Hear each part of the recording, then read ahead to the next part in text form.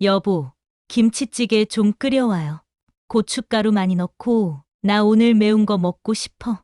아버님, 제가 대신 할게요. 아버님은 앉아 계세요. 아니다. 됐다. 내가 알게 너는 그냥 앉아 있어. 요즘 내 아버지 정말 쓸모없다. 돈도 못 벌고 집안일도 제대로 못해. 내가 평생 뭐 때문에 고생했는지 모르겠어? 어머님, 아버님이 지금 경비일 하시면서 얼마나 고생하시는데요? 밤에 추운 데서 일하시고, 그 나이에 그 일이 얼마나 힘드신지 아세요? 그게 뭐, 당연히 해야지. 나한테 평생 미안해하면서 살아야지. 내 인생 다 망친 사람이 저 양반인데. 어머니, 아버지한테 제발 그만 함부로 하세요. 아버지가 어머니한테 어떻게 하셨는데 어머니가 아버지를 이렇게 대할 수 있어요? 내 팔자 망친 사람이 이 양반인데. 당연히 평생 나한테 미안해하면서 속죄하고 살아야 하는 거 아니야? 팔자를 망치다니요. 누가 누구 팔자를 망쳤어요? 애초에 어머님이 아버님 아니었으면 그런 호강을 하고 살 수나 있었어요? 그동안 아버님 덕에 편하게 살아놓고 이제 와서 이게 뭐예요? 사연을 듣고 난 후 각자의 의견을 댓글로 남겨주시기 바랍니다. 사소한 댓글이라도 사연자분에게 큰 힘이 될 수 있습니다. 각색될 수 있고 사연자분의 입장에서 구성될 수 있습니다. 김소아 씨는 세 오빠 사이에서 유일한 막내딸로 자라났습니다. 그녀는 40대 중반의 간호사로 병원 중환자실에서 15년째 근무하고 있었습니다. 어릴 때부터 부모님의 엄격한 예절 교육과 가족들의 사랑을 듬뿍 받으며 성장했던 그녀는 타인에게 다정함을 나눠줄 줄 아는 여성이 되었습니다. 김소아 씨의 유년 시절은 대체로 행복했습니다. 세 오빠들은 그녀를 공주님처럼 대해 주었고 부모님은 늦둥이 딸이라며 각별히 사랑해 주셨습니다. 그런 환경 속에서 그녀는 자존감이 높고 정서적으로 안정된 아이로 자랄 수 있었습니다. 30살이 되던 해 그녀는 병원 원무과에서 일하던 이현구 씨와 인연을 맺게 되었습니다. 이현구 씨는 소아 씨의 따뜻한 미소와 환자들을 대하는 친절한 태도에 마음을 빼앗겼다고 합니다. 두 사람은 6개월 정도 데이트를 한 후 결혼을 결심했습니다. 당신 같은 사람을 만나서 정말 다행이야. 내가 어릴 때부터 좀 복잡한 가정에서 자랐거든. 이현구 씨는 프로포즈를 하던 날 소아 씨에게 이런 말을 했습니다. 그는 생후 8개월 때 친어머니를, 여인 후 5살 때 아버지가 재혼하여 새어머니 밑에서 자랐다고 했습니다. 처음에는 새어머니가 잘해주었지만 동생들이 태어난 후부터는 미묘한 차별을 겪었다고 합니다. 이 이야기를 들은 소아 씨는 시댁과의 첫 만남을 앞두고 내심 걱정이 되었습니다. 결혼 인사를 드리러 간 날, 소아 씨의 걱정과는 달리 시아버지는 그녀를 너무나 반갑게 맞아주었습니다. 앞으로 우리 형구 잘 부탁하네. 시아버지로서 할 수 있는 건 다 도와줄 테니 둘이 행복하게 살아가게. 시아버지의 말투는 격식 있으면서도 따뜻했습니다. 그는 중견 전자부품 제조업체를 운영하는 성공한 사업가였고, 시어머니는 그 회사에서 회계 담당으로 일하다가 인연이 되어 재혼한 사이였습니다. 시댁은 경제적으로 풍족했고, 신혼부부를 위해 아파트 한 채를 선뜻 마련해 주었을 정도였습니다. 처음에는 시어머니도 표면적으로는 소아 씨를 환영하는 태도를 보였습니다. 하지만 뭔가 어색하고 형식적인 느낌이 드는 것을 소아 씨는 놓치지 않았습니다. 그녀는 남편이 왜 어린 시절 외로움을 느꼈는지 그때는 이해하지 못했습니다. 결혼 후 첫 몇 달은 신혼의 달콤함에 빠져 지냈습니다. 시아버지는 항상 소아 씨에게 친절했고 명절이나 가족 모임 때마다 그녀를 위해 특별히 선물을 준비하기도 했습니다. 시어머니와 두 시누이 이윤화, 이은미 씨는 겉으로는 화목한 모습을 보였지만 소아 씨는 그들이 시아버지 앞에서만 행동이 달라진다는 것을 점차 눈치채기 시작했습니다. 우리 아버님 정말 좋으신 분이야. 참 운이 좋았어. 이런 시아버지를 만나서. 소아 씨는 친정 엄마에게 종종 이런 말을 했습니다. 하지만 그녀는 아직 시댁의 진짜 모습을 알지 못했습니다. 시어머니와 시누이들의 숨겨진 속내, 그리고 앞으로 펼쳐질 가족의 비극적인 변화는 그때까지만 해도 상상도 못했습니다. 결혼 생활이 시작되고 몇 개월이 지난 어느 가을밤, 소아 씨는 침대에 누운 채 말이 없는 남편을 발견했습니다. 그날은 시댁에서 저녁 식사를 하고 돌아온 날이었습니다. 그녀는 남편의 손을 꼭 잡고 무슨 일이 있는지 물었습니다. 오늘 어머니가 또 그러셨어. 시누이들 옷은 열심히 고르면서 내 옷은 쳐다보지도 않더라고. 이현구 씨는 무거운 한숨을 내쉬며 오랫동안 묻어두었던 상처를 조금씩 털어놓기 시작했습니다. 그의 친어머니는 그가 생후 8개월일 때 병으로 세상을 떠났고 5살이 되던 해에 아버지가 지금의 시어머니와 재혼했다고 합니다. 처음에는 시어머니가 그를 잘 돌봐주었지만 자신의 친딸인 윤화와 은미가 태어난 후부터는 눈에 띄게 달라졌다고 했습니다. 생각해보면 정말 사소한 것들이었는데 그런 게 매일매일 쌓이니까 소아 씨는 남편의 이야기를 들으며 가슴이 아팠습니다. 학창 시절에는 도시락 반찬에 은근한 차별이 있었다고 합니다. 동생들 도시락에는 고기 반찬이 들어있는데 이현구 씨의 도시락에는 김치와 계란 프라이만 들어있는 일이 자주 있었습니다. 물어보면 시어머니는 항상 깜빡했다며 모르는 척했지만 그런 실수가 너무 자주 반복되었다고 합니다. 집안일도 마찬가지였습니다. 시어머니는 항상 이현구 씨에게만 집안일을 시키고 두 시누이는 놀러 나가는 것을 허락했습니다. 쇼핑을 갈 때도 시누이들의 옷은 잔뜩 사오면서 이현구 씨의 옷에는 관심도 없었습니다. 가장 상처받았던 건 내가 4년제 대학에 합격했을 때였어. 동생들은 전문대에 갔는데 어머니가 요즘 대학 나와서 뭐 하냐고 구하셨어. 내 자존심을 완전히 짓밟았지. 이현구 씨의 목소리가 떨렸습니다. 그는 어린 시절부터 이런 은근한 차별을 평생 받아왔고 그로 인해 깊은 트라우마가 생겼다고 했습니다. 시아버지는 회사 일로 바빠서 가족을 돌볼 시간이 많지 않았고 시어머니는 시아버지 앞에서는 항상 모범적인 엄마의 모습을 보여 불만을 토로해도 별 소용이 없었다고 합니다.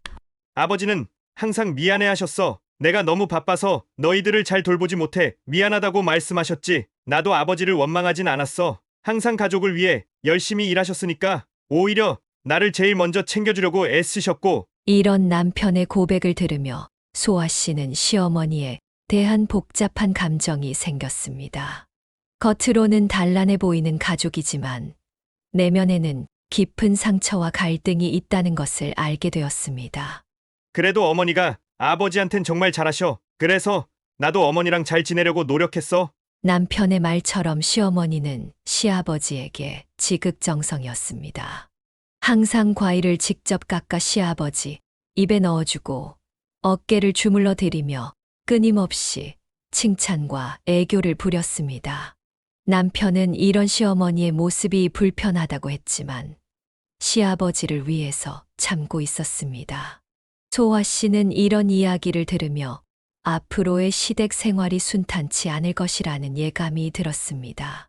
하지만 그녀는 남편의 손을 꼭 잡고 함께 이겨나가자고 다짐했습니다. 이제 우리가 함께니까 걱정하지만 난 당신 편이야. 앞으로 어떤 일이 있어도. 그녀의 다정한 위로에 이현구 씨의 눈시울이 붉어졌습니다.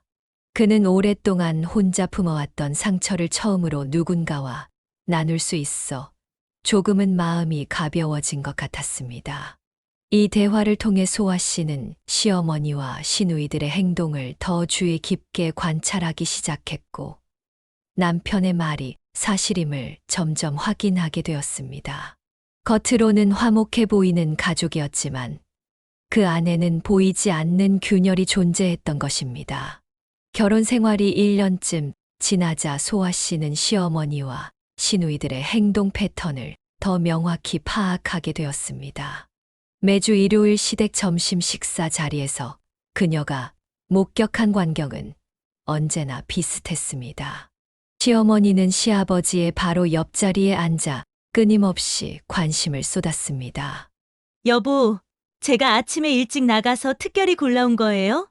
입 벌려봐요. 시어머니는 포크로 찍은 과일을 시아버지 입에 직접 넣어주며 눈을 반짝였습니다. 시아버지가 씹는 모습을 보며 연신 감탄사를 내뱉었습니다. 어떻게 과일 드시는 모습도 이렇게 멋있으세요? 어깨 뭉쳤죠?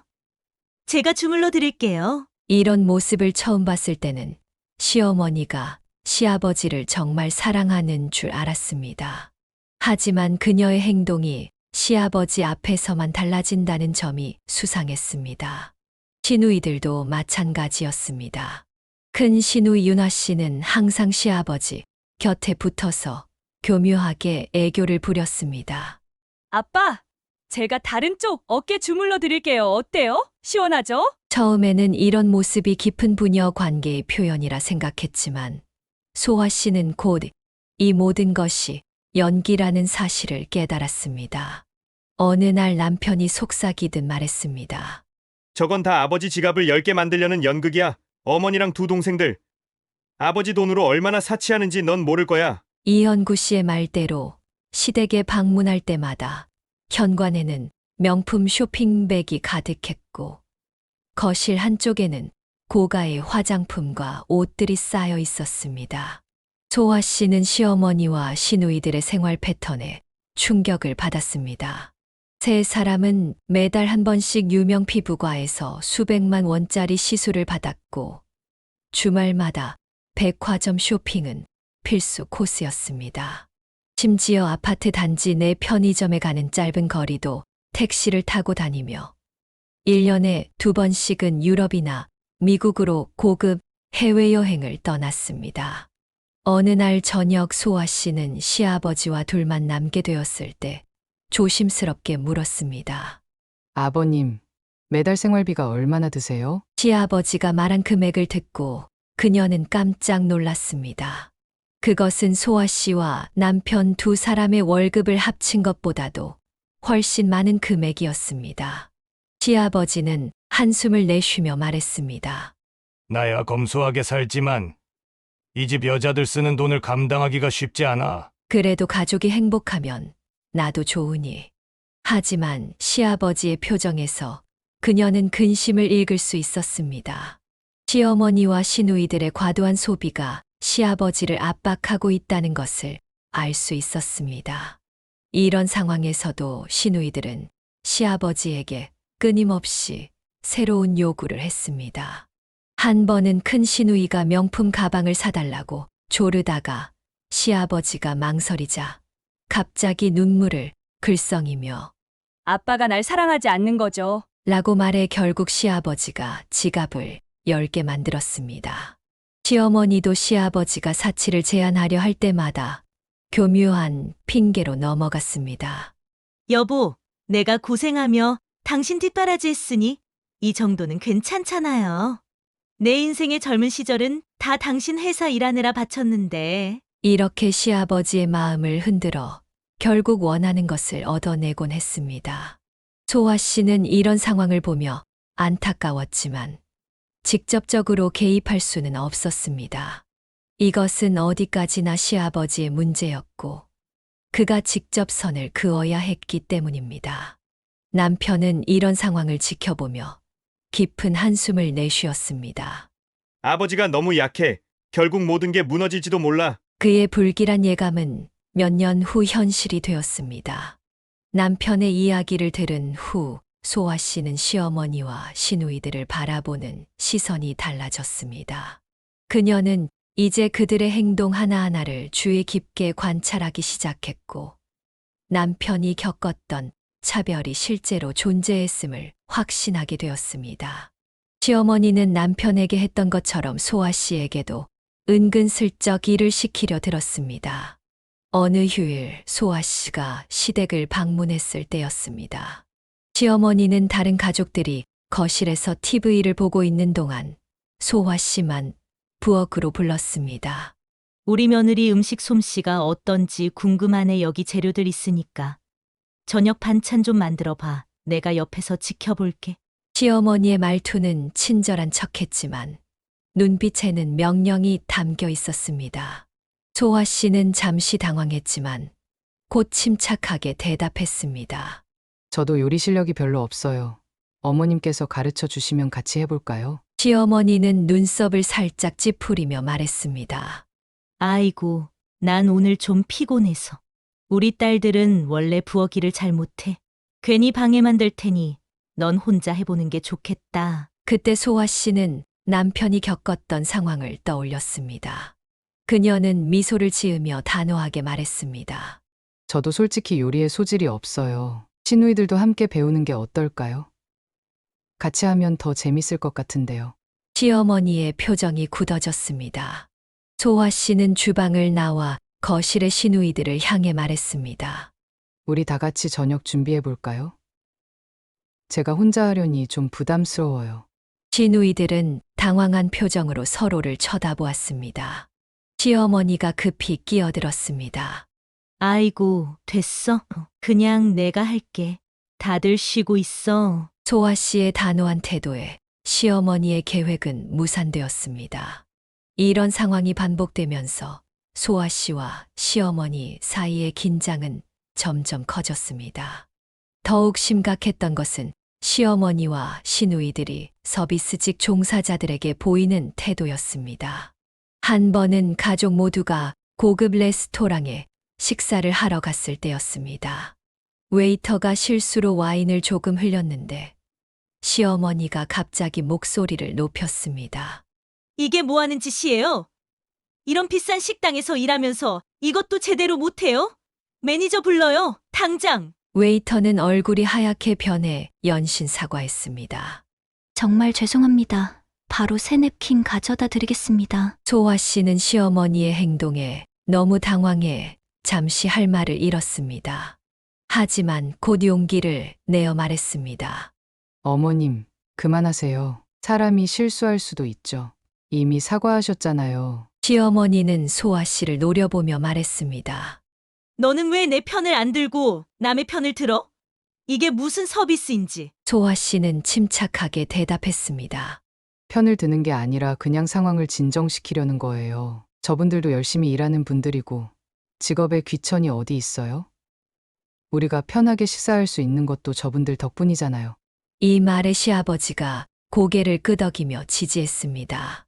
소화 말이 맞아. 너무 심하게 굴지 말아요. 나가기 전에 저 직원분께 사과 한 번 더 해요. 시어머니는 입술을 깨물며 불만스러운 표정을 지었고 시누이들은 소아 씨를 향해 적대적인 시선을 보냈습니다. 이런 상황이 반복될수록 소아 씨와 시댁 여자들 사이의 갈등은 깊어졌습니다. 이런 갈등 속에서도 시아버지는 항상 소아 씨의 편이었습니다. 한 번은 시어머니와 시누이들이 나간 후 시아버지가 소아 씨를 따로 불러 말했습니다. 항상 가족들의 못난 모습을 보여주게 돼서 미안하구나. 사실 얘 아내가 원래부터 저렇진 않았어. 사모님 소리를 듣고 살다 보니 어느 순간부터 콧대가 높아졌어.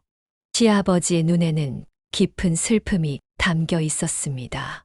그는 계속해서 말했습니다. 소화야, 내 시어머니와 시누이들이 널 못마땅해 하는 것 같아서 내가 정말 마음이 아프다. 내가 대신 사과할게. 소아 씨는 시아버지의 손을 잡고 말했습니다. 아버님, 괜찮아요. 전 그냥 옳다고 생각하는 대로 행동했을 뿐이에요.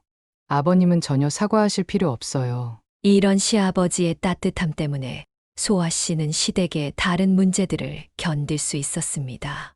그녀에게 시아버지는 시댁에서 유일하게 마음을 나눌 수 있는 사람이었고, 그런 시아버지의 지지가 있었기에 소아 씨는 시어머니와의 갈등 속에서도 자신의 원칙을 지킬 수 있었습니다.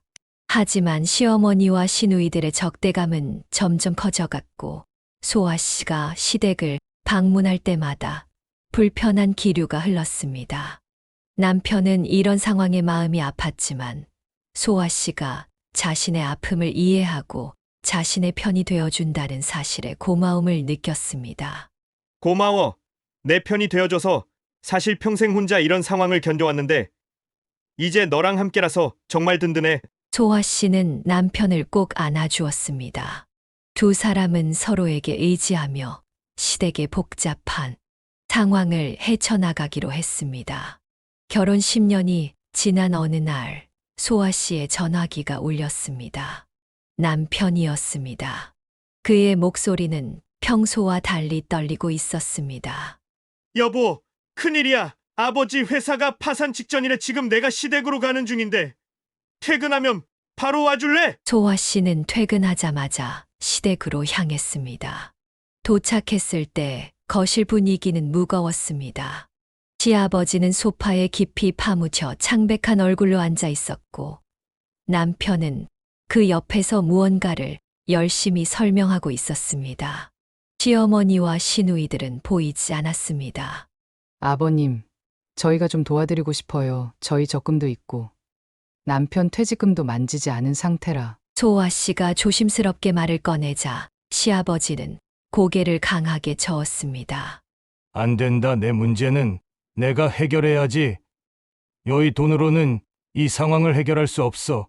이미 너무 늦었단다. 시아버지의 말은 생각보다 심각했습니다. 나중에 알고 보니 회사는 이미 수억의 빚을 지고 있었고 주요 거래처가 파산하면서 연쇄적으로 부도 위기에 처했다고 합니다.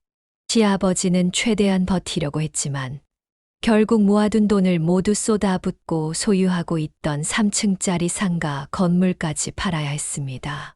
결국 47평형 대형 아파트에서 25평형 소형 아파트로 이사를 했지만 그마저도 줄도산을 막기에는 역부족이었습니다.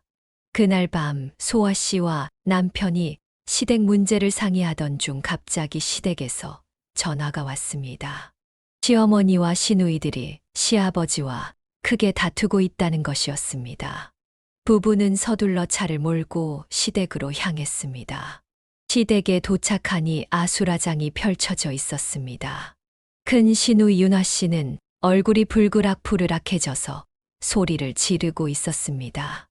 아빠, 내 결혼은 어떡하라고요? 준혁이네 부모님이 집은 기본으로 해줘야 한다고 했잖아요. 오빠는 집을 해줬으면서 왜 나는 안 돼요? 윤아 씨는 당시 결혼을 앞두고 있었는데 예비 시댁에서 신혼집을 마련해 달라는 요구가 있었던 모양이었습니다. 시아버지는 고개를 떨구고 침묵하고 있었습니다. 그 와중에 막내 시누이 은미 씨도 가세했습니다. 아빠, 내 필라테스 학원은요? 직장까지 그만두고 자격증 따느라 얼마나 고생했는데 이제 어떡해요? 나 계속 남의 학원에서 월급쟁이로 살아야 해요? 은미 씨는 필라테스 강사 자격증을 취득하고 시아버지가 학원을 차려주기로 약속했었던 것 같았습니다. 시아버지는 묵묵히 두 딸의 원망을 듣고만 있었습니다. 가장 충격적인 것은 시어머니의 반응이었습니다. 시어머니는 가장 화가 난 듯 했습니다. 당신이 어떻게 이럴 수 있어요? 내 인생 이제 다 망했어. 조심 좀 했어야지. 어쩌자고 그 오래 운영한 회사를 망하게 한 거야?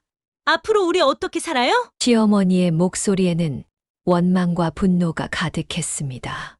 소아 씨는 놀랐습니다.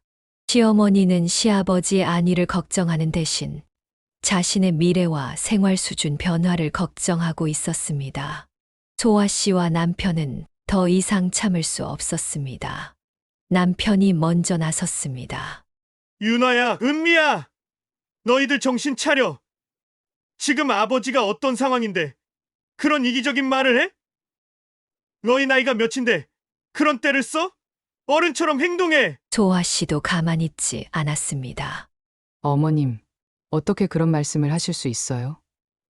아버님이 평생 어머님을 위해 얼마나 헌신하셨는데요. 운이 없어서 사업이 안 된 거지. 아버님 잘못이 아니잖아요. 지금은 어머님이 아버님을 위로해 드려야 할 때예요. 그러나 세 사람은 이미 자신들의 분노와 상실감에 빠져 있었습니다.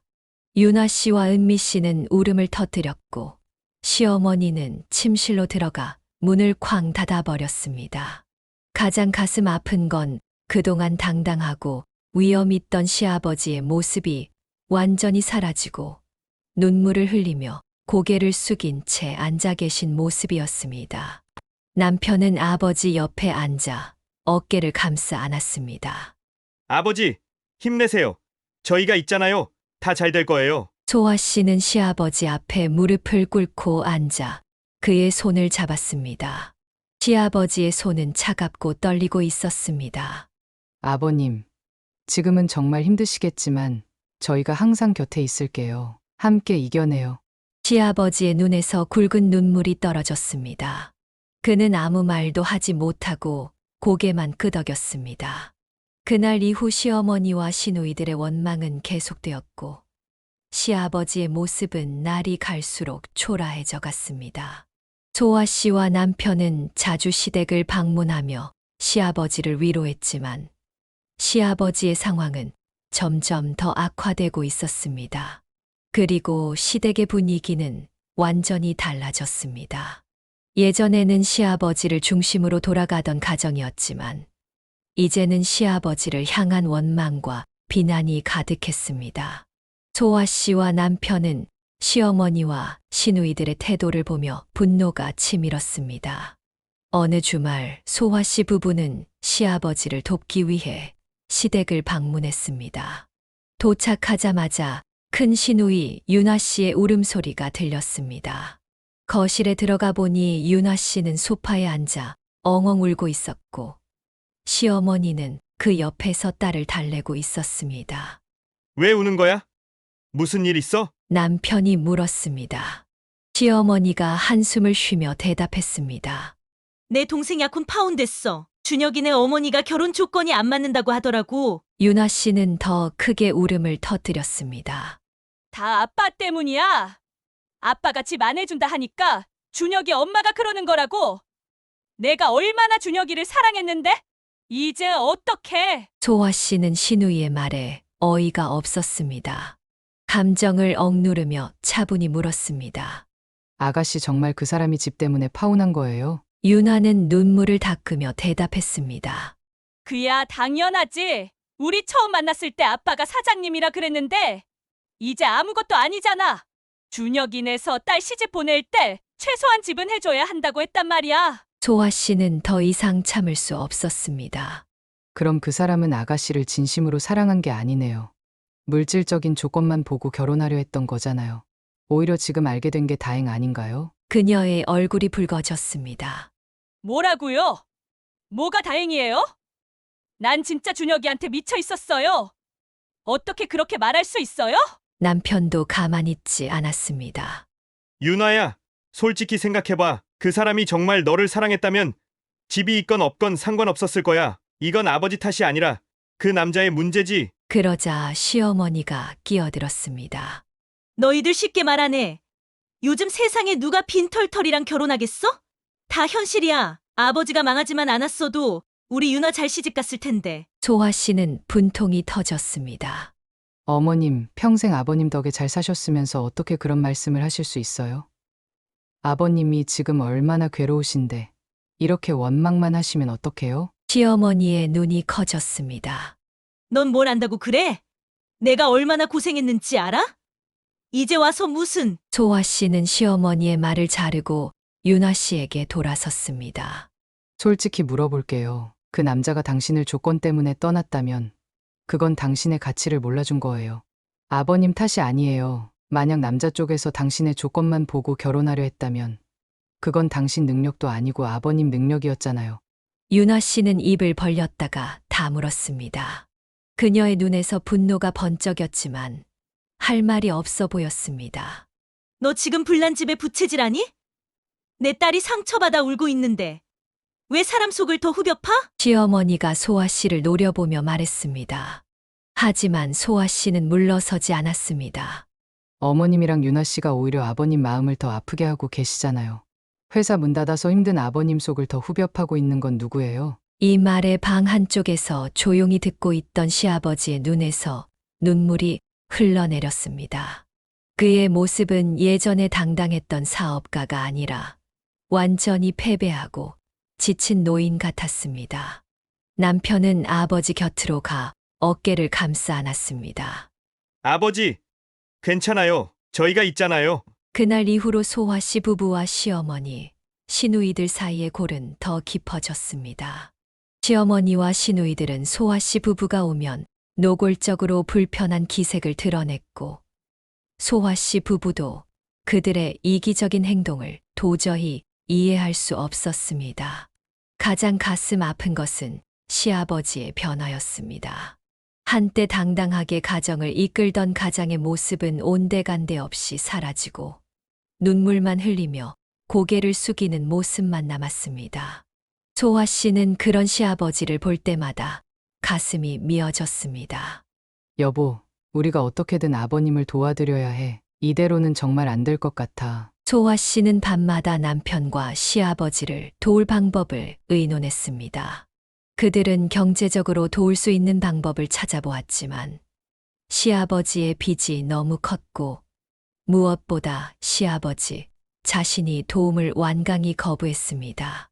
아버님이 자존심이 상하신 것 같아. 우리가 정신적으로라도 더 많이 지지해 드려야 해. 소화 씨의 말에 남편은 고개를 끄덕였습니다. 그들은 시댁의 변심과 배신 속에서도 시아버지만큼은 끝까지 지켜드리기로 마음먹었습니다. 시아버지의 사업이 파산한 후에도 시어머니와 시누이들의 씀씀이는 전혀 줄어들 기미가 보이지 않았습니다. 그들은 여전히 고급 레스토랑에서 식사를 하고 명품 가방을 구입하고 고가의 피부 관리를 받았습니다.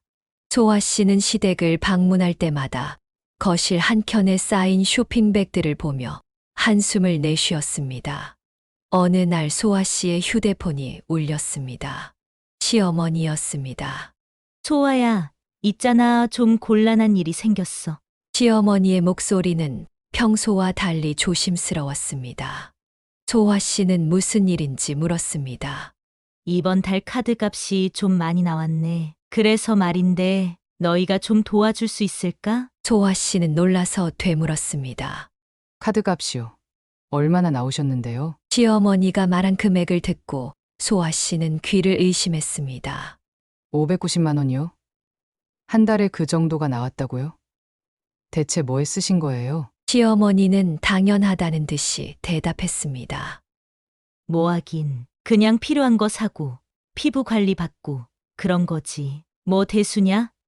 너희가 집도 공짜로 받았는데 이 정도 도와주는 게 그렇게 큰일이야? 소아 씨는 남편과 상의한 후 일단 이번만 도와주기로 했습니다. 시아버지에게 빚이 있는 것도 사실이었고 그들만 시아버지로부터 집을 받은 것도 사실이었기 때문입니다. 그러나 이것이 시작이었습니다. 카드값을 지불한 후 시어머니는 마치 이것이 당연한 듯 다음 달에도 전화를 해왔습니다. 소아야, 이번에도 카드 값이 좀 나왔어. 지난번처럼 도와줄 수 있지? 이번에도 비슷한 금액이었습니다. 소아 씨는 놀라서 말했습니다. 어머님, 지난달에 그렇게 큰 금액을 내셨으면 이번 달은 좀 절약하셨어야 하는 거 아닌가요? 도대체 무슨 돈을 그렇게 쓰시는 거예요? 시어머니는 오히려 화를 냈습니다. 뭐? 내가 너한테 허락받고 살아야 하니? 내 돈 쓰는 건 내 맘이지. 너희 집값이 얼마나 올랐는지 알아? 그것도 우리가 해준 거잖아. 그 정도 도움은 당연히 줘야지. 이번에도 소아 씨 부부는 시어머니의 카드값을 대신 갚아주었습니다. 하지만 셋째 달에도 비슷한 전화가 왔을 때 소아 씨는 남편과 심각하게 이야기를 나누었습니다. 여보, 이건 아닌 것 같아. 생각해보니까 이렇게 계속 돈을 부어줘봤자 밑 빠진 독에 물 붓기야. 차라리 이 돈으로 아버님께 직접 도움을 드리는 게 낫지 않을까. 남편도 동의했습니다.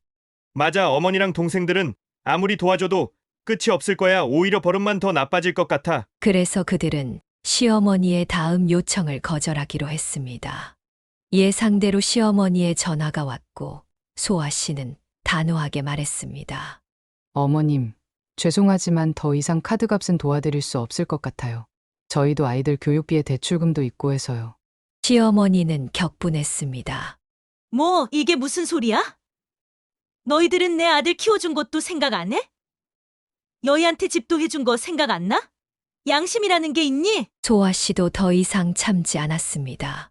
어머님, 저희가 몇 달 동안 정말 많이 도와드렸잖아요. 어머님도 아버님에게 받을 거 다 받으셨으면서 왜 지금 와서 저희한테 손을 벌리세요? 게다가 정말 필요한 지출이라면 모를까. 계속 사치품에 돈을 쓰시면서 저희 보고 갚으라는 건 너무하신 거 아닌가요? 시누이들도 전화를 걸어 항의했습니다. 유나 씨는 울먹이며 말했습니다. 오빠, 억지도 정도껏 부려. 오빠만 신혼집 받고 우리는 아무것도 못 받았잖아. 그 집 팔아서 우리 나눠주던가. 남편은 냉정하게 대응했습니다. 윤아야, 지금 내가 무슨 말을 하는 거야? 그 집은 아버지가 나한테 해준 거고 너희들도 아버지한테 평생 사치하며 돈 쓰고 싶은 대로 다 써왔잖아. 그거 다 합치면 집 한 채 값보다 더 많을걸? 이제 와서 뭘 더 바라는 거야? 시어머니와 시누이들은 더 이상 카드값을 대신 내줄 사람이 없자 진땀을 빼며 돈을 마련해야 했습니다. 시어머니는 남은 보석을 팔았고 시누이들은 명품 가방과 옷을 중고 시장에 내놓았습니다.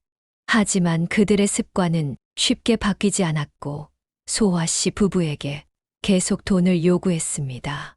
어머님, 그동안 아버님 덕에 호화롭게 사셨으면 이제는 현실에 맞게 생활하셔야죠. 저희도 더 이상 도와드릴 형편이 안 돼요. 소아 씨의 단호한 태도에 시어머니는 점점 더 적대적으로 변해갔습니다. 그녀는 이제 시아버지에게 돈을 요구하기 시작했습니다. 시아버지는 나이 들어 경비원으로 일하며 간신히 생계를 이어가고 있었는데 시어머니는 그마저도 빼앗아 자신의 필요를 채우려 했습니다. 소아 씨와 남편은 시어머니 몰래 시아버지를 도우려 했지만 시아버지는 자존심 때문에 거절했습니다. 됐다. 애미야, 내일은 내가 알아서 할게. 너희 신경 쓰지 마. 시아버지의 목소리에는 깊은 피로감이 묻어 있었습니다. 그는 평생 가족을 위해 일해왔지만 정작 가장 필요할 때 가족들은 그를 외면했습니다. 시아버지의 경제적 몰락 이후 가장 놀라운 변화는 시어머니의 태도였습니다. 예전에는 시아버지를 극진히 모시며 과일을 직접 먹여주고 어깨를 주물러주던 시어머니가 이제는 완전히 달라진 모습을 보였습니다. 소아 씨는 시댁을 방문할 때마다 충격적인 광경을 목격했습니다. 어느 주말 소아 씨 부부가 시댁을 방문했을 때였습니다. 거실에 들어서자 시어머니가 큰 소리로 시아버지를 부르고 있었습니다. 여보, 빨리 와봐요. 내 다리 좀 주물러 봐. 오늘 좀 아파서. 시아버지는 주방에서 빠르게 나와 시어머니 앞에 무릎을 꿇고 앉았습니다. 소아 씨는 그 모습을 보고 깜짝 놀랐습니다. 예전에는 항상 시아버지가 상석에 앉아 존경받던 모습이었는데 이제는 시어머니가 상석에 앉아 시아버지를 마치 하인처럼 부리고 있었습니다. 설렁설렁하지 말고 제대로 해요. 여기 아픈데. 시어머니는 명령하듯 말했고 시아버지는 아무 말 없이 순종했습니다. 소아 씨는 남편을 바라보았고 남편의 얼굴에도 충격과 분노가 가득했습니다. 식사 시간에도 시어머니의 횡포는 계속되었습니다. 여보, 김치찌개 좀 끓여와요. 고춧가루 많이 넣고, 나 오늘 매운 거 먹고 싶어. 시아버지는 조용히 일어나 주방으로 향했습니다.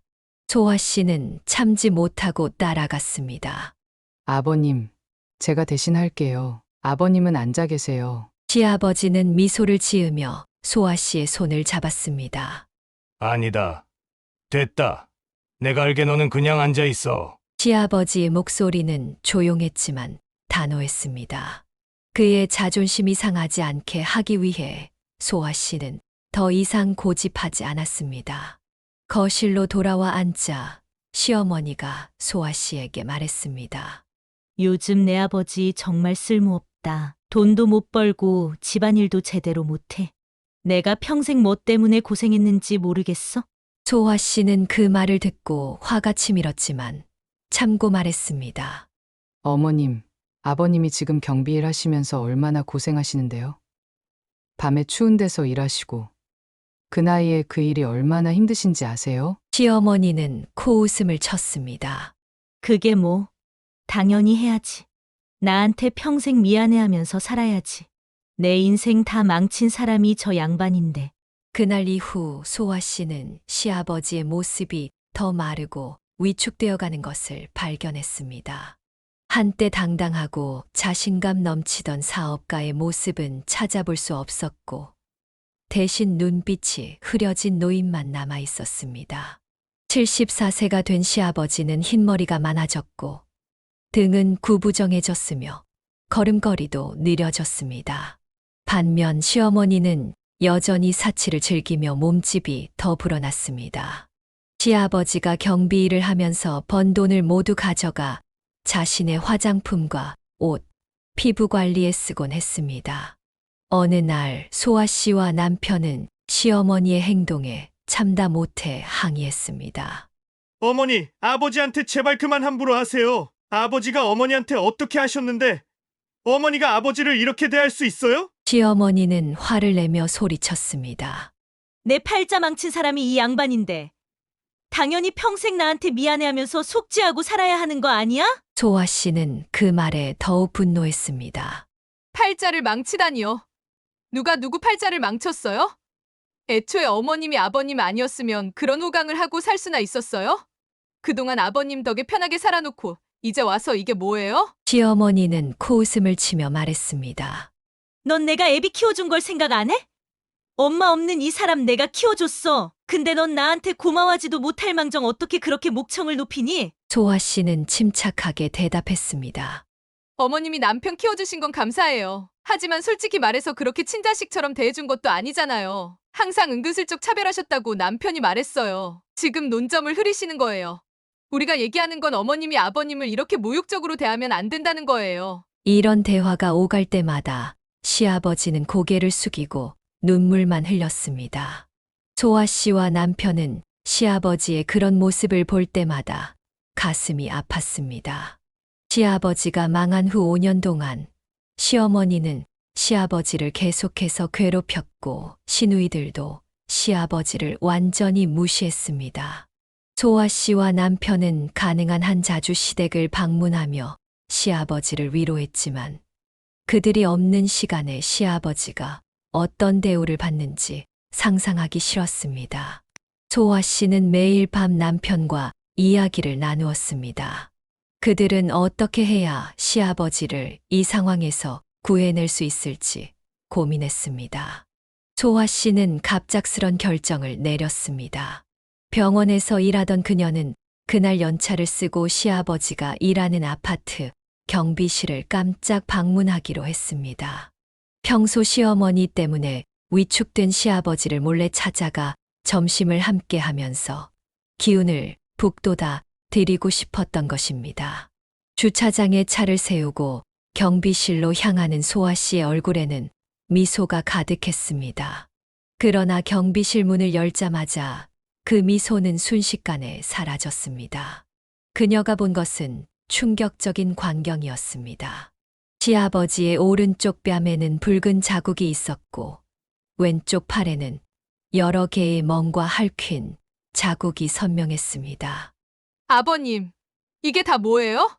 어디 다치신 거예요? 소아 씨는 놀라서 달려가 시아버지의 팔을 조심스럽게 잡았습니다.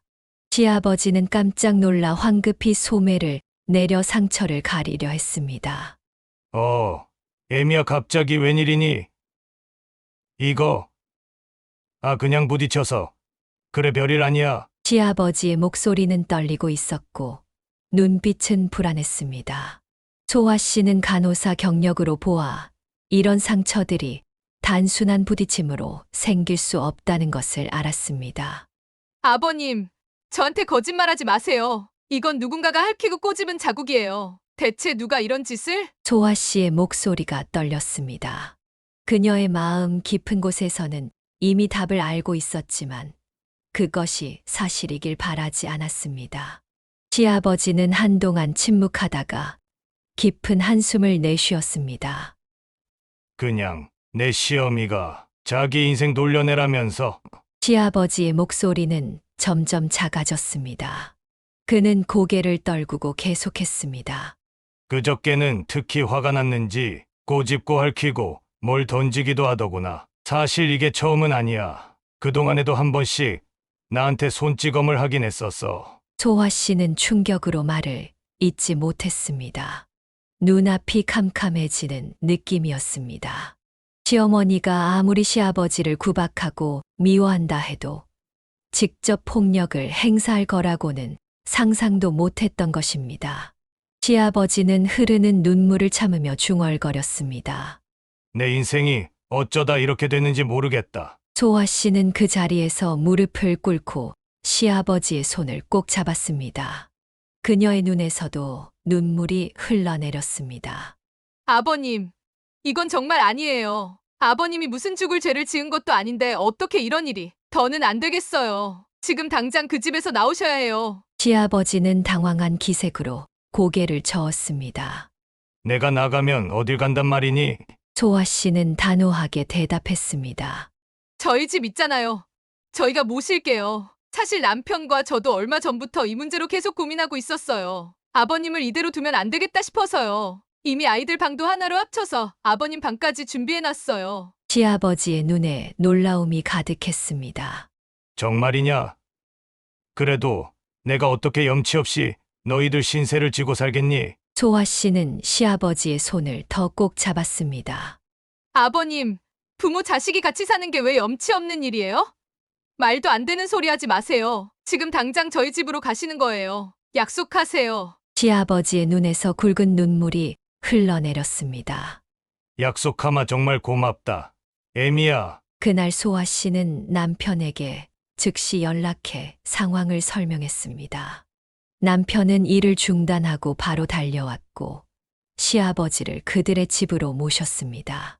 시아버지가 안전하게 소아 씨의 집에 도착한 후 소아 씨와 남편은 시아버지의 짐을 가지러 시댁으로 향했습니다. 시댁에 도착했을 때 시어머니는 놀란 표정으로 그들을 맞았습니다. 뭐야? 너희들이 연락도 없이 이 시간에 웬일이냐? 오라는 이 양반은 왜 퇴근도 안 하고? 소아 씨가 바로 이어 말했습니다. 아버님 제가 저희 집으로 모시고 갔어요. 오늘부터 아버님 저희가 모실 거예요. 시어머니의 얼굴이 순간 굳었다가 곧 분노로 일그러졌습니다. 뭐? 나랑 상의도 없이 나만 쏙 빼고 그 인간만 모시고 살겠다고. 너희 지금 내가 계모라고 차별하는 거야? 소아 씨는 더 이상 참을 수 없었습니다. 그녀는 시어머니를 똑바로 쳐다보며 떨리는 목소리로 말했습니다. 차별당할 짓은 어머님이 먼저 하셨죠. 어머님 아버님한테 이젠 손찌검까지 하셨다면서요? 저 아버님 상처 다 봤어요. 시어머니의 얼굴이 창백해졌습니다. 그녀는 당황한 기색이 역력했지만 곧 방어적인 태도를 취했습니다. 사람이 할 짓이 있고 못할 짓이 있지. 어떻게 아버님한테 그렇게까지 할 수가 있어요?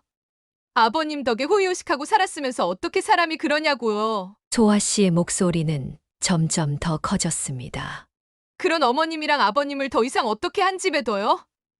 진짜 부끄러운 줄 아세요. 남편도 분노한 목소리로 가세했습니다. 어머니, 그래도 키워주셔서 감사한 은혜 오늘 이 자리에서 어머니가 아버지에게 한 집 똑같이 되짚어 드리지 않는 걸로 대신하겠습니다. 어차피 어머니는 아버지 은혜를 깡그리 잊어버린 죄 평생 달게 받게 되실 거예요. 시어머니는 점점 움츠러들었지만 여전히 반항적인 태도를 보였습니다. 사람이 우라가 치밀어서 부부싸움 좀 한 거 가지고 너희들 진짜 유난인 거 아니야? 소아 씨는 차갑게 대꾸했습니다. 부부싸움이요? 상처난 아버님 팔과 얼굴을 보셨어요? 그게 부부싸움으로 생긴 상처라고 생각하세요? 결국 시어머니는 버티지 못하고 소리쳤습니다. 그래, 그 인간 데려가라. 데려가. 짐도 싹 다 가져가 버려. 남의 자식 키워놔봐야 다 소용없구나. 아이고, 서러워서 원. 소아 씨와 남편은 시어머니의 히스테릭한 반응을 무시하고 시아버지의 짐을 모두 챙겨 집으로 돌아왔습니다. 그날 밤 시아버지는 소아 씨의 집에서 오랜만에 편안한 잠을 이루었고 소아 씨 부부는 이제야 시아버지를 제대로 보호할 수 있게 되었다는 안도감에 가슴을 쓸어내렸습니다. 시아버지를 모신 지 하루가 지난 다음 날 저녁 소아 씨 가족은 화목한 저녁 식사를 마치고 있었습니다. 아이들은 시아버지에게 학교 이야기를 신나게 들려주고 있었고, 시아버지는 오랜만에 편안한 미소를 짓고 있었습니다. 그때 갑자기 초인종이 요란하게 울렸습니다. 인터폰을 확인한 소아 씨는 깜짝 놀랐습니다. 시어머니와 두 시누이가 서 있었던 것입니다. 남편이 문을 열자 세 사람은 기다렸다는 듯이 거칠게 안으로 들어왔습니다. 이게 무슨 일이세요? 소아 씨가 당황한 표정으로 물었습니다. 시어머니는 거실에 앉아 있는 시아버지를 향해 도끼 어린 눈빛을 던지며 말했습니다. 우리 영감 데려가서 좋겠네? 그래, 이혼하자고? 근데 나한테도 줄 거 있어야지? 소아 씨는 어리둥절한 표정으로 되물었습니다. 무슨 말씀이신지. 시어머니는 턱을 치켜들고 오만하게 말했습니다. 이 집 얼마짜리야? 처음엔 3억대였는데 지금은 8억 된 거 알아? 그 절반인 4억은 당연히 내 몫이지. 그 돈 내놓으면 이혼하고 너희 다시는 안 볼게. 방 안이 순간 얼어붙었습니다. 소아 씨와 남편은 황당함에 아무 말도 나오지 않았습니다. 시아버지는 믿을 수 없다는 눈빛으로 시어머니를 쳐다보았습니다. 소아 씨가 정신을 차리고 말했습니다. 어머님은 웬 말도 안 되는 소리예요? 저희 재산이 어머님이랑 무슨 상관인데요? 이거 참 황당하네요. 시어머니는 기세등등하게 외쳤습니다. 뭐가 말도 안 돼? 이 집 누가 해준 건데? 우리 돈으로 산 거잖아. 큰 시누이 윤화도 거들었습니다. 새언니네만 집 받고 우린 아무것도 못 받았어. 그래 놓고 뭐가 불공평하다는 거야? 소아 씨는 냉정하게 대답했습니다. 그건 아버님이 주신 거지 어머님이 주신 게 아니잖아요. 그동안 어머님 세 분이 명품백에 해외여행에 쓴 돈 다 합치면 집값 하나는 훌쩍 넘을 텐데요. 지금 와서 이런 억지를 부리시면 어떡해요? 남편도 단호하게 말했습니다.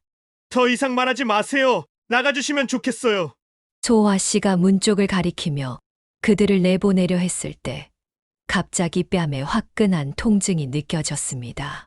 시어머니가 그녀의 얼굴을 세게 내리친 것입니다. 지금 저를 때린 거예요? 소아 씨가 충격에 빠져 물었습니다. 시어머니는 오히려 더 큰 목소리로 소리쳤습니다.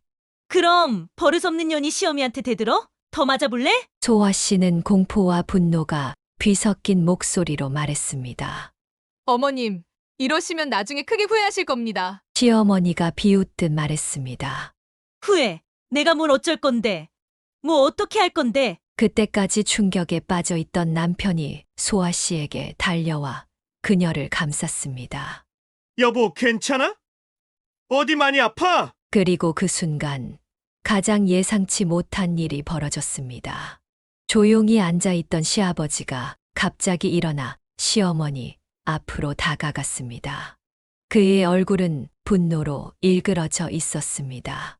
이런 미친 여자를 봤나? 시아버지는 시어머니의 뺨을 3번 연속으로 세게 때렸습니다. 시어머니가 당한 것과 같은 방식으로, 그러나 훨씬 더 세게 말입니다. 방 안에 모두가 얼어붙었습니다. 시어머니가 비명을 질렀습니다. 시아버지는 시어머니의 팔을 강하게 잡고 소리쳤습니다. 내가 감히 누굴 때려? 그동안 날 몇 번이나 때렸는데? 내가 널 위해 평생 일해 바쳤는데 이게 내가 할 짓이야? 이제는 내 며느리까지 건드려? 시누이들이 비명을 지르며 시아버지를 말리려 달려들었습니다. 아빠, 미쳤어요? 어떻게 엄마를 때려요? 시아버지는 분노에 차서 계속 소리쳤습니다. 당장 이 집에서 꺼져! 은혜도 모르는 것들! 내가 준 거 다 토해내고 당장 나가! 시누이들은 시아버지를 막으려고 팔을 휘두르며 달려들었습니다. 남편이 재빨리 시누이들을 제지했습니다. 이게 무슨 짓이야? 아버지한테 손댈 생각 마. 그동안 아버지 등골 빼먹고 살았으면 이제 그만해. 은혜를 원수로 갚는 짓 좀 그만해. 시어머니와 시누이들은 쫓겨나지 않겠다며 소파에 드러누우려고 했습니다. 소아 씨는 더 이상 참을 수 없어 휴대폰을 꺼내들었습니다. 경찰에 신고할게요. 불법 침입에 폭행까지. 이젠 법의 심판을 받으세요. 여보세요? 여기 불법 침입자들이 있어요. 게다가 제가 폭행까지 당했어요. 빨리 와주세요. 시어머니의 얼굴이 창백해졌습니다.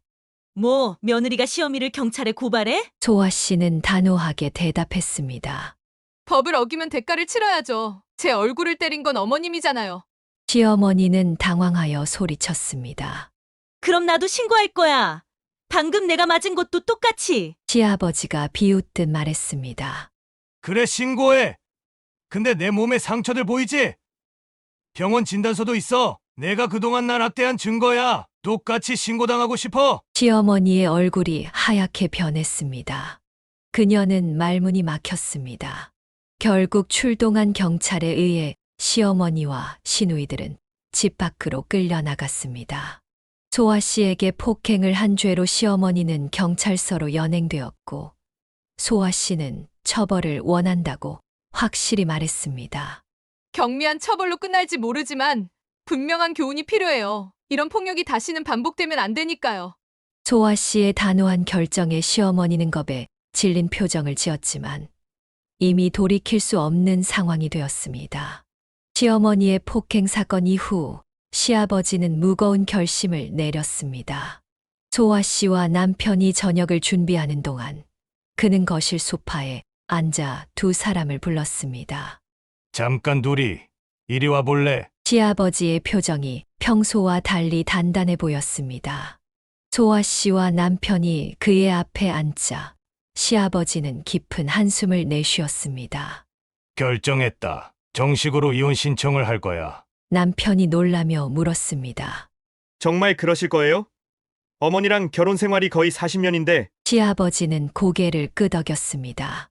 사실 그동안 망설였던 건 사람을 함부로 버려선 안 된다는 생각 때문이었어. 그리고 내가 너무 무기력해서 이혼을 미뤄왔던 것도 있고. 하지만 이제는 안 되겠다. 그 사람은 더 이상 내 아내가 아니야. 소아 씨는 시아버지의 손을 꼭 잡았습니다.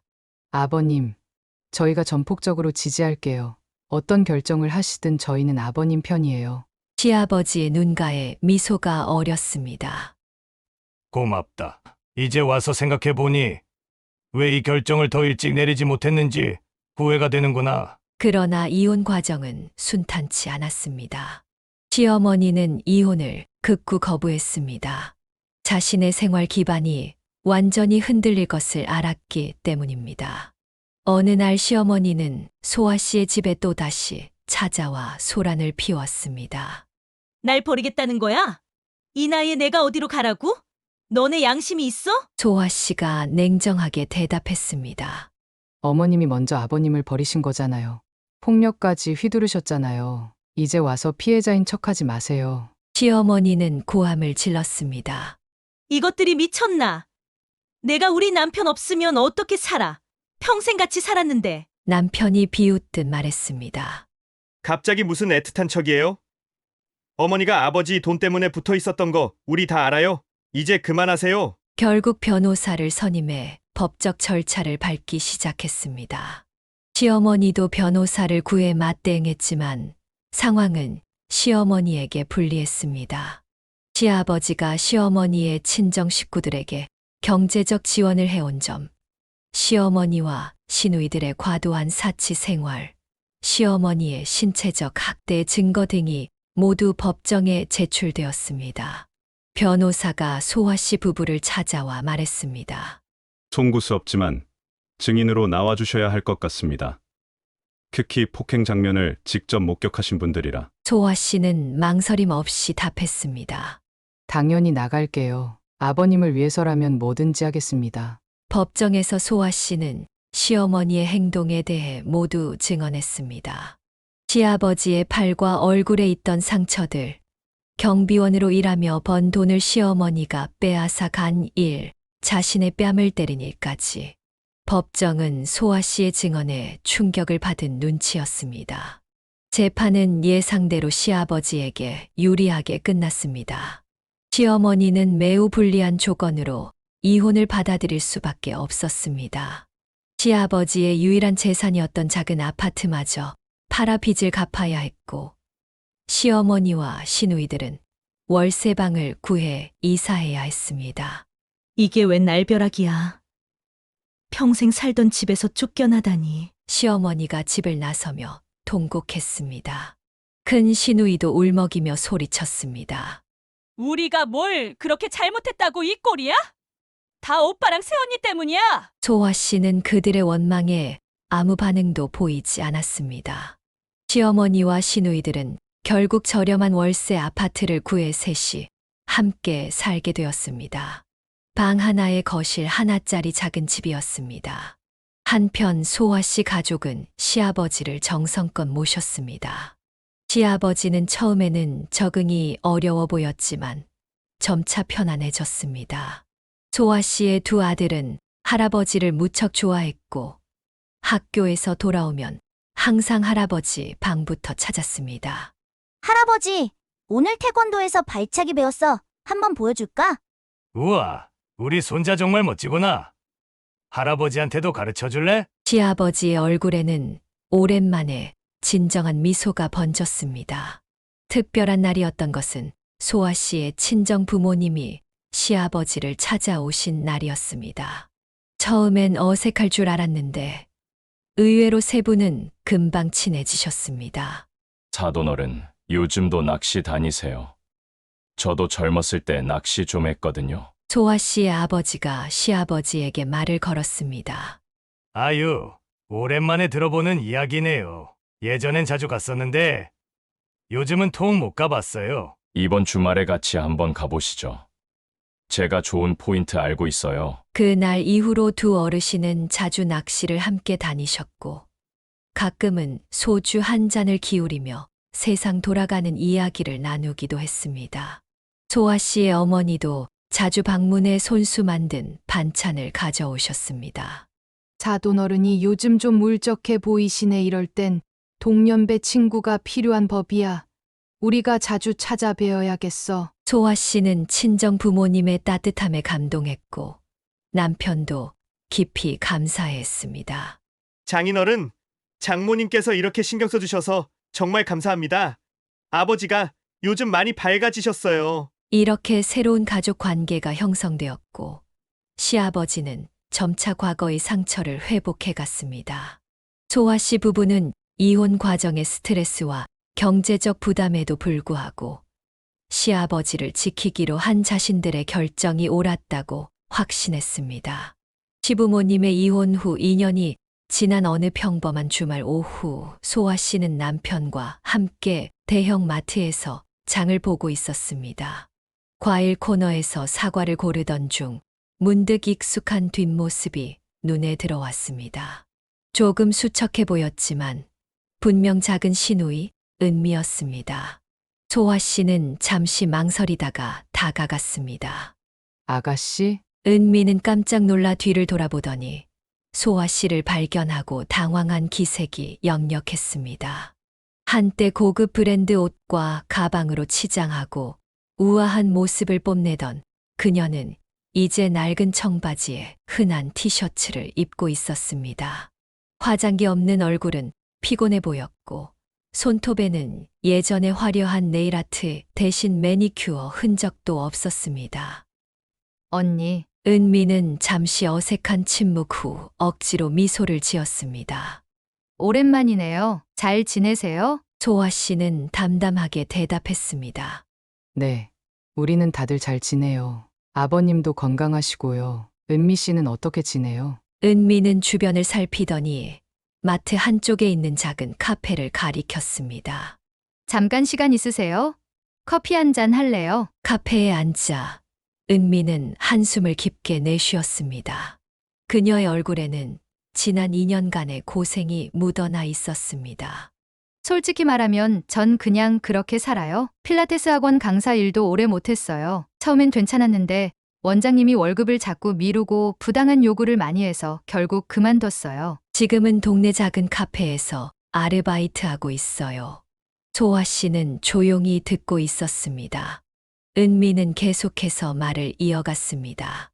유나 언니랑도 연락이 거의 끊겼어요. 몇 달 전에 마지막으로 연락했을 때 언니는 무슨 다단계 사업에 빠져서 전라도 쪽으로 내려갔다고 하더라고요. 처음엔 잘 된다고 자랑하더니 얼마 안 가서 전화도 안 받고 나중에 알아보니 그 사업이 거의 사기에 가까웠고 언니는 거기에 투자한 돈을 다 잃었대요. 지금은 어디서 뭐 하는지도 모르겠어요. 소아 씨는 놀라움을 감추지 못했습니다. 그럼 지금 어머님은 어떻게 지내세요? 은미의 눈에 잠시 물기가 돌았습니다. 엄마는 처음엔 식당에서 일하셨어요. 주방 보조로요. 근데 그 일이 생각보다 너무 힘드셨나 봐요. 허리를 다치셔서 지금은 요양 중이에요. 국민연금이랑 기초생활수급비 받으면서 근근히 살고 계세요. 제가 가끔 돈을 보태드리긴 하는데 제 형편도 넉넉지 않아서. 소아 씨는 잠시 어떤 말을 해야 할지 몰라 커피잔만 만지작거렸습니다.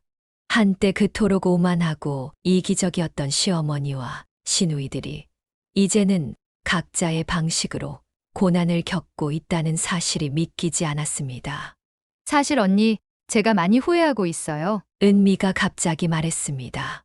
아버지가 잘 나가실 때 우리가 너무 사치스럽게 살았어요. 돈 관리도 안 하고 미래를 전혀 생각하지 않았죠. 아버지가 항상 해결해 주실 거라고만 믿었으니까. 지금 생각하면 우리가 정말 이기적이었어요. 소아 씨는 은미의 솔직한 고백에 조금 놀랐습니다. 그녀는 시누이의 손을 가볍게 잡았습니다. 과거는 과거예요. 지금부터라도 자립해서 살아가면 돼요. 은미는 미소를 지으려 했지만 금세 표정이 어두워졌습니다. 쉽지 않아요. 평생 남의 도움만 받으며 살아왔으니까 사회생활도 서툴고 돈 관리도 못하고 이렇게 힘들게 살 줄 몰랐어요. 그녀는 잠시 침묵했다가 조심스럽게 물었습니다. 아버지는 정말 잘 지내세요? 소아 씨는 고개를 끄덕였습니다. 네, 정말 잘 지내세요. 처음엔 많이 우울해하셨지만 지금은 손자들과 지내는 시간도 즐기시고 동네 노인회에서 바둑도 두시고 그러세요. 가끔 친정아버지랑 낚시도 다니시고요. 은미의 눈에 눈물이 고였습니다. 다행이네요. 전 사실 아버지가 보고 싶어요. 하지만 제가 무슨 면목으로 찾아가겠어요. 그때 우리가 얼마나 못되게 굴었는데. 소아 씨는 복잡한 감정에 휩싸였습니다. 시누이들이 시아버지를 학대하고 외면했던 기억이 떠올랐지만 지금 눈앞에 있는 은미의 모습은 너무나도 초라하고 상처받은 모습이었습니다. 아무리 미워했던 사람이라도 이렇게 추락한 모습을 보는 것은 결코 기분 좋은 일이 아니었습니다. 시간이 해결해 줄 거예요. 지금은 각자 삶에 집중하는 게 좋을 것 같아요. 헤어질 때 은미는 소아 씨에게 조심스럽게 명함을 건넸습니다. 혹시 아버지가 저에 대해 물어보시면 연락처 좀 알려주세요. 집으로 돌아오는 길에 소아 씨는 시누이들의 현재 상황을 남편에게 이야기했습니다. 남편은 깊은 한숨을 내쉬었습니다. 그들이 자업자득이긴 하지만 들으니 마음이 좋진 않네. 특히 어머니가 몸까지 아프시다니. 소아 씨는 창밖을 바라보며 생각에 잠겼습니다. 그녀는 시누이들과 시어머니에게 여전히 좋은 감정을 갖고 있지는 않았지만 그들이 겪는 고통을 보며 어느 정도 연민을 느꼈습니다. 결국 모든 것은 인과응보였습니다. 시아버지의 돈에만 의존하며 살았던 그들은 자립할 능력을 기르지 못했고 결국 현실의 냉혹한 벽에 부딪히고 만 것입니다. 그 무렵 시아버지에게 또 다른 변화가 찾아왔습니다. 경비원으로 일하던 아파트 단지에서 고령을 이유로 더 이상 일을 할 수 없다는 통보를 받게 된 것입니다. 처음 이 소식을 들었을 때 시아버지는 충격을 받은 듯 했습니다. 이제 진짜 쓸모없는 늙은이가 됐네. 시아버지는 소파에 깊이 몸을 파묻고 중얼거렸습니다. 소아 씨는 이런 시아버지의 모습이 안타까웠습니다. 그동안 무엇이든 열심히 일하며 가족을 부양해온 분이 갑자기 일자리를 잃게 되니 자존감에 큰 타격을 입은 것이 분명했습니다. 아버님, 그런 말씀 마세요. 이제 좀 편히 쉬실 때도 됐잖아요. 그동안 얼마나 고생하셨어요. 소아 씨가 위로했지만 시아버지의 우울함은 쉽게 가시지 않았습니다. 가족들은 모두 시아버지를 돕기 위해 노력했습니다. 남편은 퇴근 후에는 항상 시아버지와 바둑을 두거나 TV를 함께 보며 시간을 보냈고 손자들은 학교에서 있었던 재미있는 이야기들을 신나게 들려주었습니다. 할아버지, 내일 우리 반에서 백일장 있는데 할아버지 이야기록을 쓰려고요. 제가 자랑스러운 우리 할아버지하고요. 어이구, 그렇게 글 쓰면 상 못 받을 텐데 다른 주제로 쓰렴. 아니에요. 할아버지가 어려운 시간도 잘 이겨내고 지금 우리랑 행복하게 사는 거 진짜 멋진 일이에요. 손자의 순수한 말에 시아버지의 눈가가 붉어졌습니다. 소아 씨도 시아버지를 위한 특별한 방법을 생각해냈습니다. 어느 날 아침 시아버지가 외출 준비를 하고 있을 때였습니다. 아버님, 지갑 좀 보여주세요. 응. 지갑은 왜? 소아 씨는 시아버지의 지갑을 받아들고 몰래 30만 원을 넣은 후 다시 건넸습니다. 남자는 지갑이 두둑해야 당당하니까요. 거절하지 마시고 받으세요. 시아버지는 당황해하며 손사래를 쳤습니다. 아니, 이게 뭐야? 이런 거 필요 없어. 너희가 매달 주는 용돈도 받기 미안한데. 소아 씨는 단호하게 고개를 저었습니다. 예전에 아버님이 돈 많으실 때 저희에게 베풀어 주셨던 것처럼 이제는 저희가 아버님께 보답할 차례예요. 이 집도 아버님 덕분에 생긴 거잖아요. 그리고 아버님이 저희 아이들한테 맨날 용돈 주시는 것도 다 알아요. 시아버지의 눈에 눈물이 고였습니다. 그는 소아 씨의 손을 꼭 잡았습니다. 내가 정말 복받은 사람이구나. 이런 며느리를 만나다니. 소아 씨는 가끔 시어머니의 소식을 듣곤 했지만 굳이 만나러 가지는 않았습니다. 하지만 어느 날 우연히 시장에서 시어머니를 마주쳤을 때 그녀는 놀라울 정도로 초라해 보였습니다. 어머님, 안녕하세요. 시어머니는 소아 씨를 보자 잠시 굳었다가 고개를 숙였습니다. 잘 지내니? 네, 저희는 다 잘 지내요. 아버님도 건강하시고요. 어색한 침묵이 이어졌습니다. 시어머니는 한동안 말이 없다가 조용히 말했습니다. 그래, 잘 됐구나. 더 이상의 대화는 없었습니다. 소아 씨는 시어머니가 떠나는 뒷모습을 바라보며 복잡한 감정을 느꼈습니다. 시간이 흐르면서 소아 씨 가족은 더욱 단단해졌습니다. 시아버지는 이제 완전히 가족의 일원으로 자리 잡았고 모두가 그의 존재에 감사했습니다. 어느 주말 저녁 가족 모두가 둘러앉아 식사를 하던 중 시아버지가 문득 말했습니다. 내가 요즘 많이 생각해봤어. 인생이란 게 참 묘한 것 같아. 회사가 망하고 모든 걸 잃은 줄 알았는데 오히려 진짜 소중한 걸 찾았으니. 남편이 고개를 끄덕이며 말했습니다. 맞아요. 아버지, 우리 가족이 이렇게 더 가까워졌잖아요. 소아 씨는 시아버지와 남편을 번갈아 바라보며 미소 지었습니다. 강한 바람이 불어야 나무의 뿌리가 깊어진다는 말이 떠올랐습니다. 그들 가족은 분명 큰 풍파를 견뎌냈고 그 결과 더 단단하고 깊은 유대를 형성하게 되었습니다. 저녁 식사 후 소아 씨는 마당에서 혼자 별을 바라보고 있는 시아버지 곁에 조용히 다가갔습니다. 아버님, 추우실 텐데 안으로 들어가세요.